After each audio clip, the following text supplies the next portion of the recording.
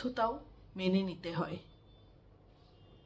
যে মানুষটা ব্যর্থ হয়েছে তার কাঁধে হাত রেখে ভরসা দিতে জানতে হয়। এটাই নিয়ম, এটাই করা উচিত।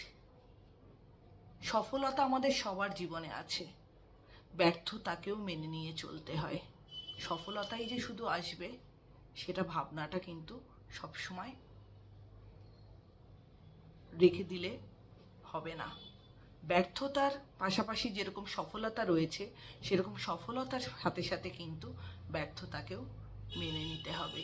পড়ে গেলে উঠে দাঁড়াতে হবে। যে মানুষটা বিফল হয়েছে তার কাঁধে হাত রেখে ভরসার জায়গা দিতে হবে। এটাই নিয়ম, এটাই করা উচিত বলে আমি মনে করি।